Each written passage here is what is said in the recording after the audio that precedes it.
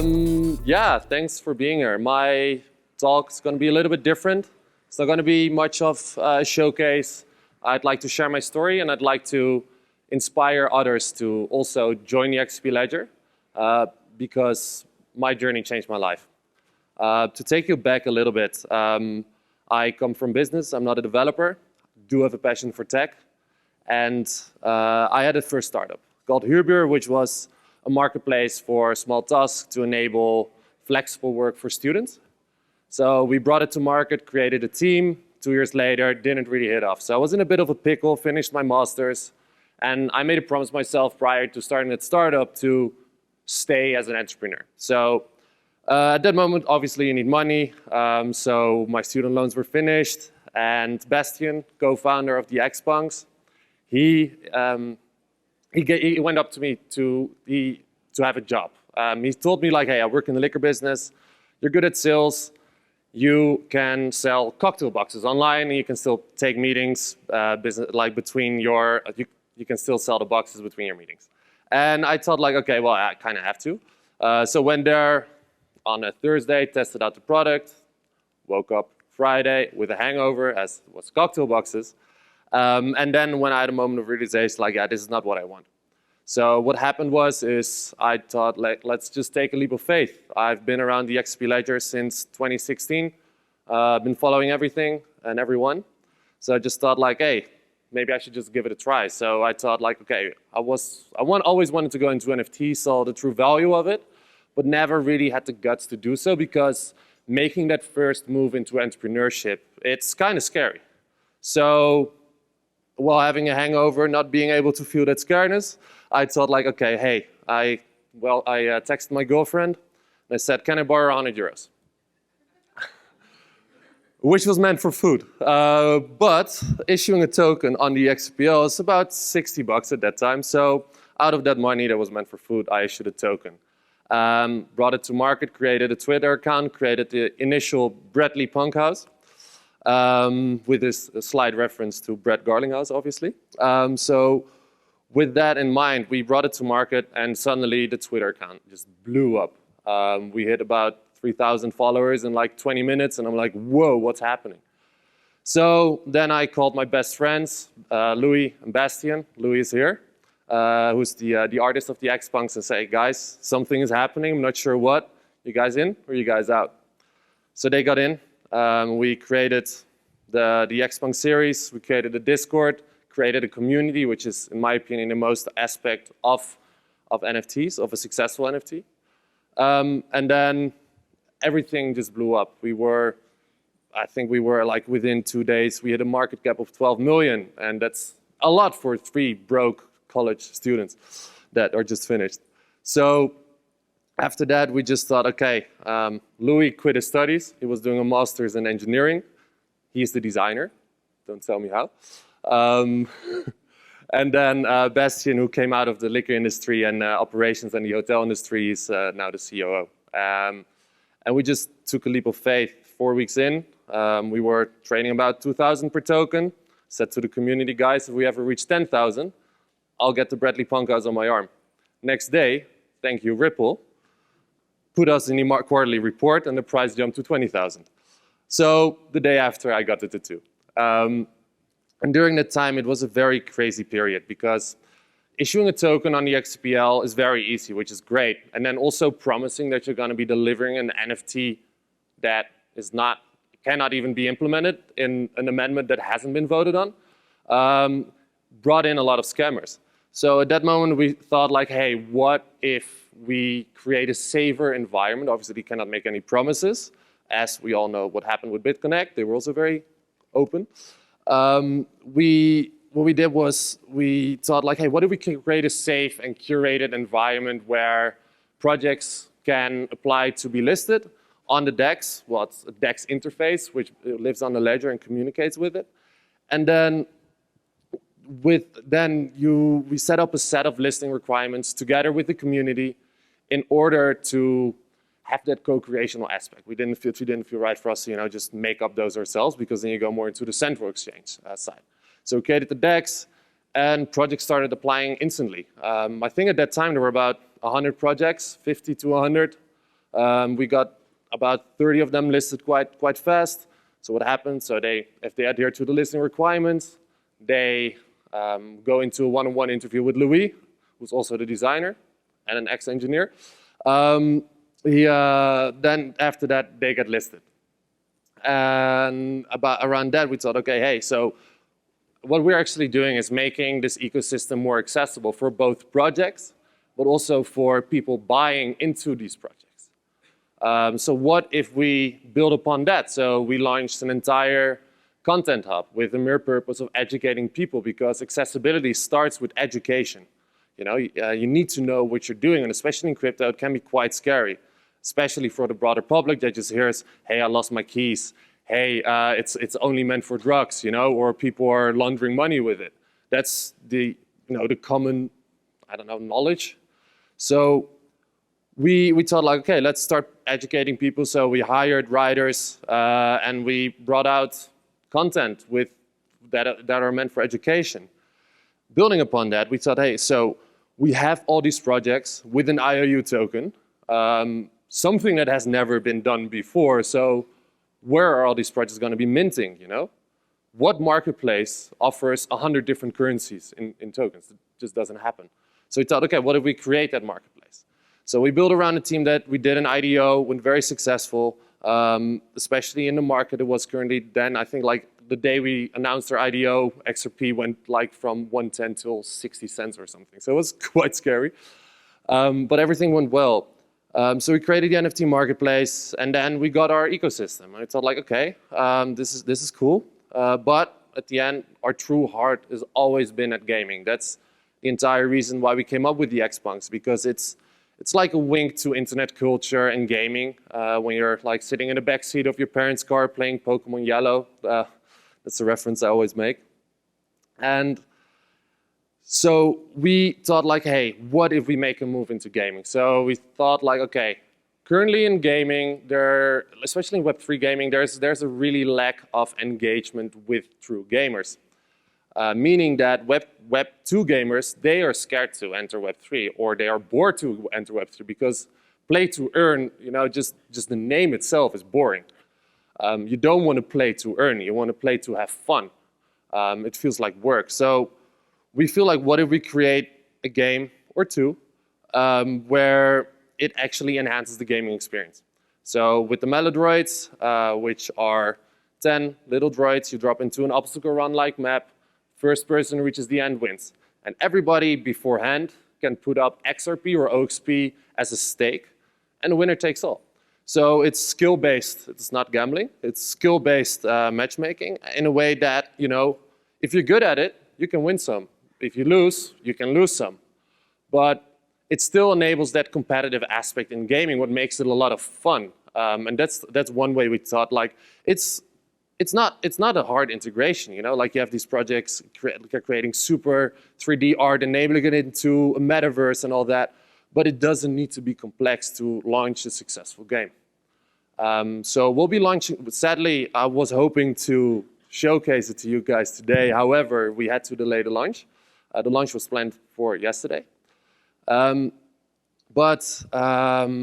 Yeah, we're very confident that this mechanism enables the gaming experience and also really dives into the esports kind of things, like how cool is it if you can see, I don't know, a group of your best favorite esporters to put up 10,000 XRP at stake and you're just sitting here like, who's gonna win, That is awesome, I think. And then another thing what we want is Eden. I cannot say anything about that. I saw that a lot of people were like, think like, is he going to say it? No, I'm not going to say it. But I'm going to give you a little bit of a rundown of what we want to achieve for Eden, which is, again, what I say. We want to create a Web2 game with a Web3 integration where it makes sense. And it makes sense in the form of ownership of assets. For example, Fortnite.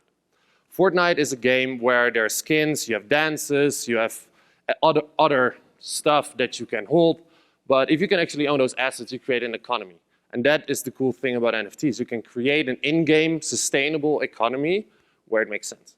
And that's how I feel like how blockchain shouldn't drive games, but it should enhance the gaming experience. And then moreover, that's the gaming topic.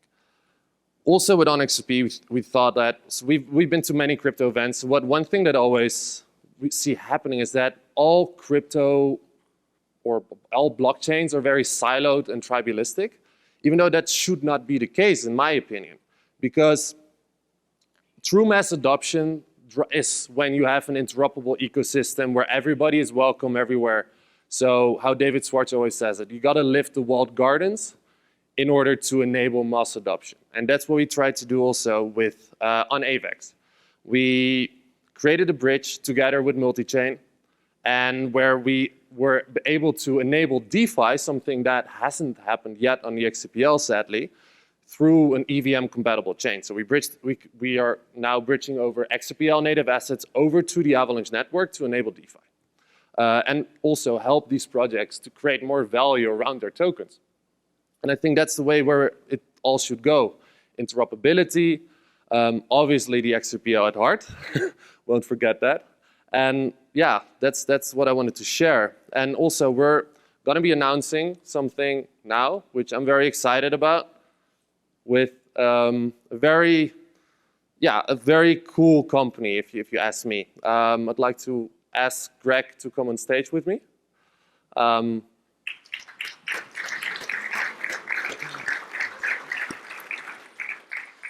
This is Greg DeWitt. He used to work at Ripple. He now is running a company called Super Mojo. This should have been handled better, but I'm just going to give it to you like this. Maybe you should tell more about Super Mojo. This is not awkward at all. Hey everybody, my name's Craig DeWitt. Started at Ripple in 2014 as the first product manager on payments. Have come over and started a company called Super Mojo. A lot of what Kai's been talking about today is the incredible infrastructure or the incredible innovation that's taking place on the ledger right now. One of the key things that's missing is making it easy for the next million users to access that. So what do they need to be able to get these NFTs for folks who might not be as technically skilled as you? They need card on-ramps, that is, they need the ability to buy with a credit card, and they need custody. Those are things that Super Mojo is providing, things that we're very excited to announce that will be powering OnArt's checkout experience with a card on-ramp as well as custody for users who want to buy NFTs like Xpunks.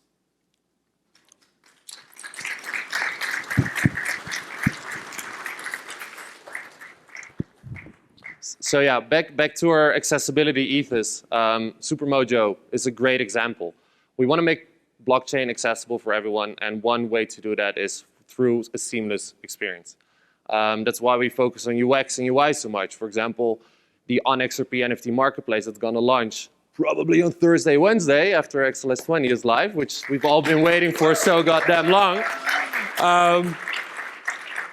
We're going to be integrating them into our infrastructure to enable credit card payments for NFTs listed on our marketplace, and they even can keep custody of those NFTs, which is great. You know, not everybody wants to deal with a wallet or with crypto, and true mass adoption drives accessibility and a seamless customer journey.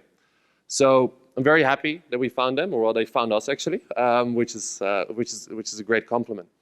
And yeah, the last thing that we did also to enable this accessible ecosystem is an on-ramp for fiat to buy XRP. We just felt that it wasn't right that XRP is delisted everywhere, especially in the States. It's very hard to obtain. So we thought, hey, sorry SEC, we're just going to be integrating an on-ramp through our platform. And we actually hit the 1.5 million in bought XRP a couple days ago. So that's it's great. So yeah, that's all I wanted to share with all of you. If you have any questions, please feel free to ask. Just not about Eden. Go for it. So for other content creators that, like myself, that are very interested in, participating in your new platform, what steps should someone like me take in order to get on that path? Yeah, great question. So to give you guys all a reference, so what should you do as a project owner or an individual artist to get on XRP? So we have two ways. You can mint a singular NFT after you created a collection yourself. Very seamless, very easy to do. And another thing you can do is we have a launchpad. So this is more meant for like larger series because you don't want to be minting one NFT if you have 10,000 of them, like one by one by one. So you can apply for a launchpad, it's a very seamless experience, very, very much better than on EVM chains because you don't have to deal with custom smart contracts. So I think XLS20 is amazing by building on it. So what we can do very easily is you fill in a form, you fill in your project page with your details, project description, banner, sample artwork, team, roadmap. Fill in all that information. At the end, you just supply us a zip file with the JSON files that contains your metadata in order with your JPEGs, GIFs, or pictures. And then upload that, put in your royalty percentage, do a KYC, because we do feel it's very important that even though it's still like gray area, the NFT market, we do want to be future-proof. Our intent is to be here in the next 10, 20, 30, 40 years. And one way to do that is already take steps now that cannot damage us down the road. So we do enable KYC for bigger projects. And then they press submit.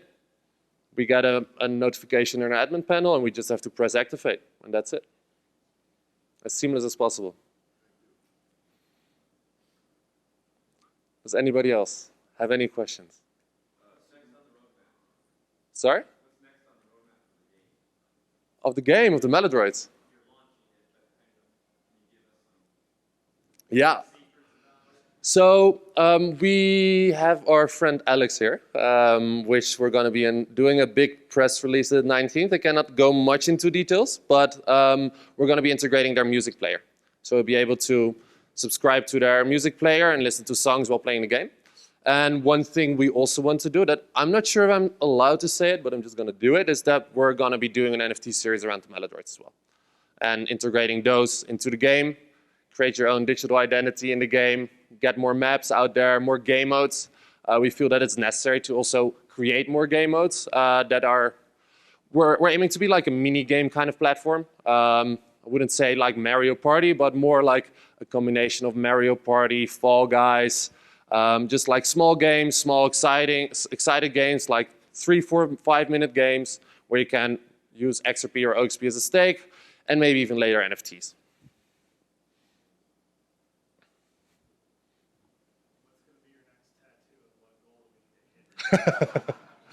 I think for OXP I said one XRP per token. Well, I can lower that to 50, to 0.5. I was almost this close to get it during consensus because we were in a bar and there was a tattoo shop in the bar, but Louis stopped at the last moment.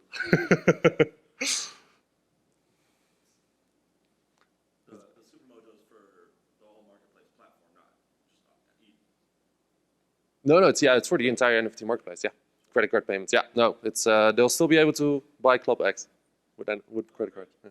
Yeah.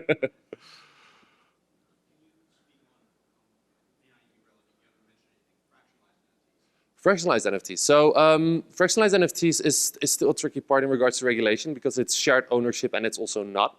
So it's weird. There is not really like a clear, definite framework around it. But I do think that fractionalized NFTs are very cool, especially when Xpunks hit 20,000, you know, we aim to build an accessible ecosystem, but a 20,000 price is not very accessible for everyone. So we wanted to fractionalize it, be able to fractionalize it.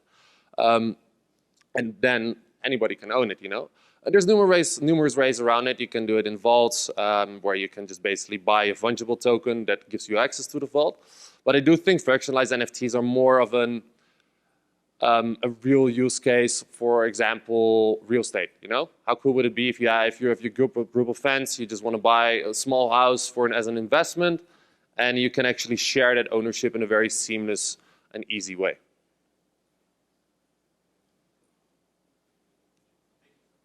You're welcome. Does anybody else have any questions? We still have 5 minutes, so feel free to ask.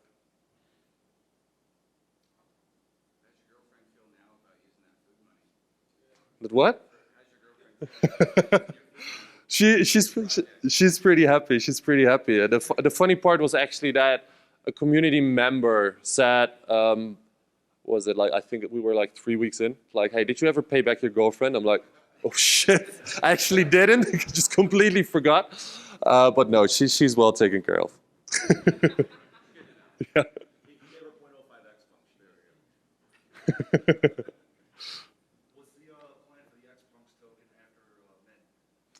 The plan for the Xpunk token. So this is also unannounced yet, but what we want to do is everybody that mints in a certain period of time, so redeems their Xpunk token for the NFT, that they'll get like, how do you say that?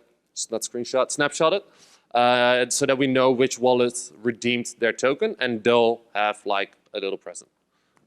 In a way that they have access to something that others might have not, or access to something before others have that.